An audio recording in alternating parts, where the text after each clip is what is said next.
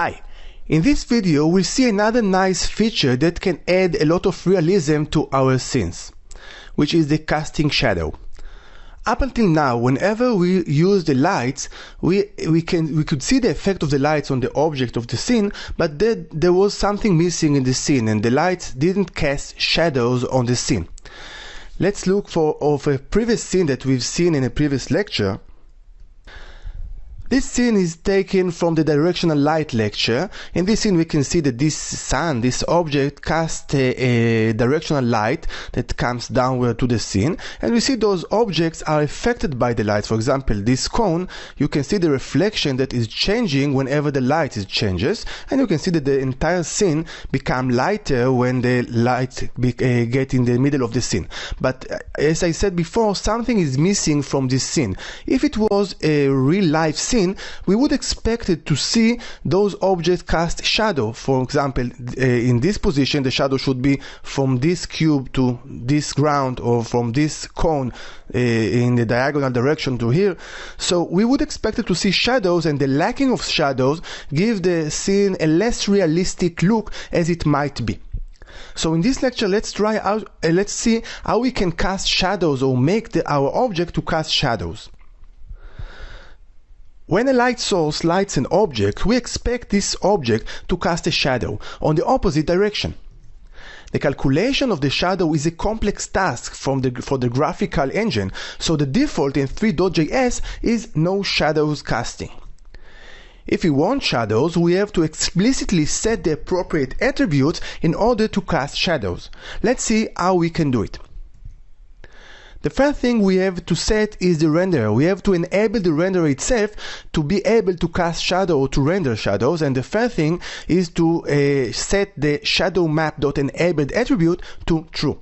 This attribute makes the renderer enabled to cast shadows.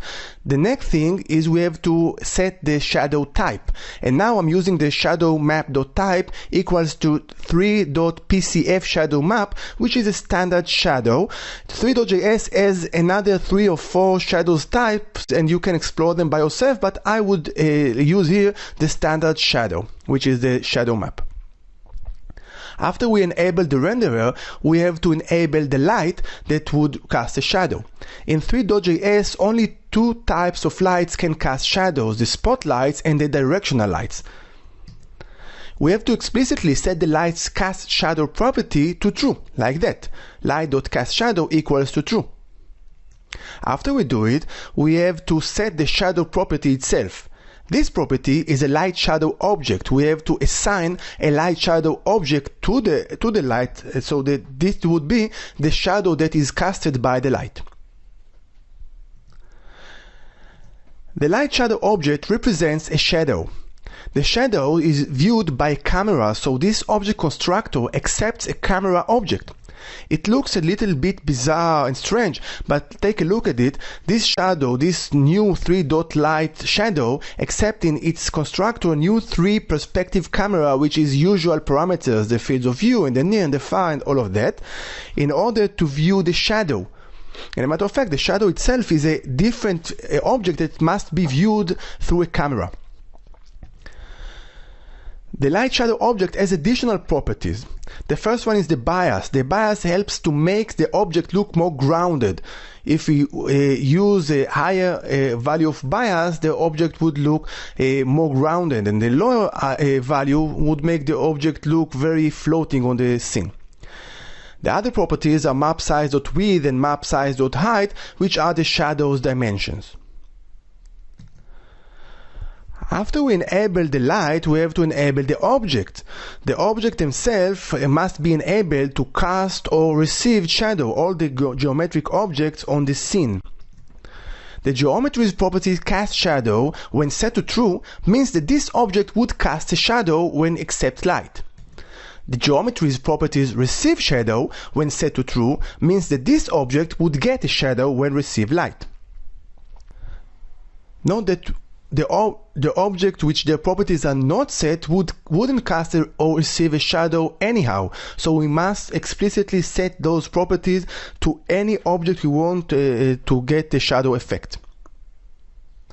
Let's see how these things are done actually. So I want to demonstrate the shadow property via this scene. This is a very standard scene.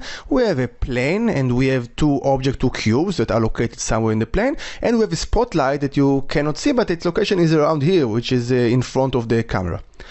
So this is a nice scene and it is okay, but as we can understand, in the reality we would expect it to see shadows from those cubes, shadows on the backwards of them. So let's see the scene itself and let's see how we can cast the shadows. This is the scene. It's very simple. The setting of the scene is very simple, only two cubes and a plane. And now let's go to the init function. In the init function, first of all, we have to go to the renderer, and here in the renderer we have to set the shadow map.enable to true and the shadow map.type to 3.pcf shadow map, and I remind you that you can choose another shadow type.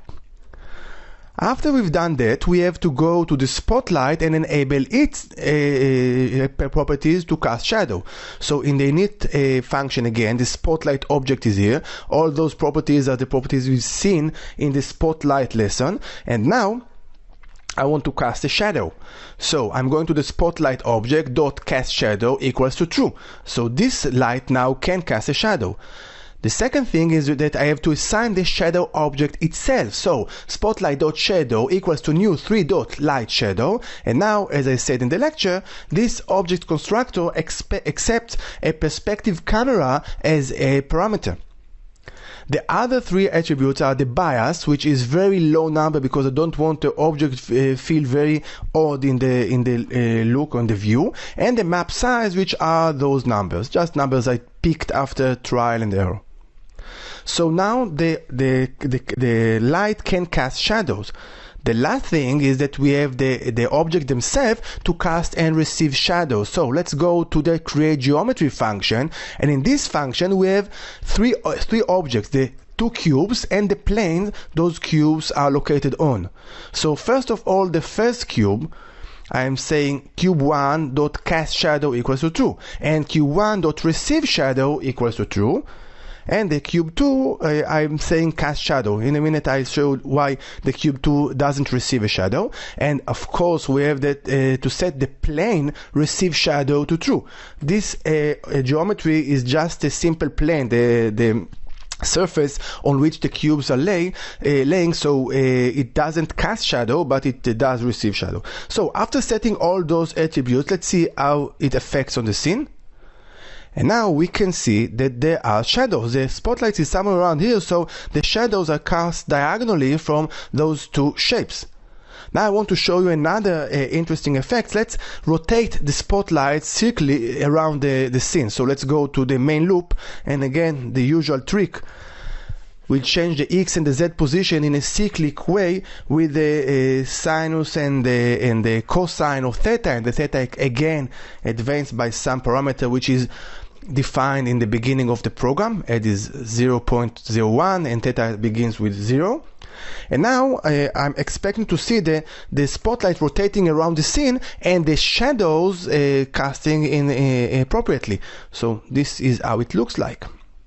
Okay, take a look that the camera stays where it is, so we always see the same thing, but the spotlight changes position. So you can see very nicely how the shadows change in according to the spotlight's position. And a very interesting attribute property, take a look. This cube is much bigger, so its shadow is much larger. And now take a look that the shadow casting over the second cube.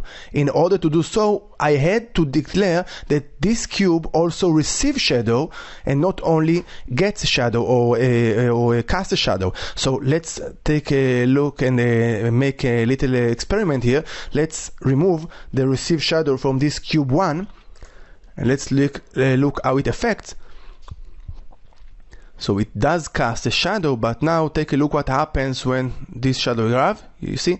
It's just scrolling under the cube and doesn't cast over it, which is not realistic. So in order to make a realistic look to the scene, we have to calculate our steps very cleverly, because every object can affect every other object, and it's a function of the position of the lights. So it's not very easy thing to do to calculate all those shadows. Okay, let's correct it. And now it should be okay. So here it is, the shadow is received by the second object. So the shadow casting is very nice property that can add to the realism of our scenes, but there is a trade-off here, because the shadow calculation first of all costs us with a lot of code. We have to carefully calculate each of the object, which object casts a shadow or receive a shadow, and the lights and the renderer and all those things. And in addition, those calculations are very costly or highly costly for the graphical engine. So if you don't need those shadows, or you can omit those shadows from part of the scenes, please do it, because that would certainly speed up your application's performance, because there will be no additional calculation that are needed to calculate those complex shadows. So this is the realism added by the shadows. See you in the next lecture.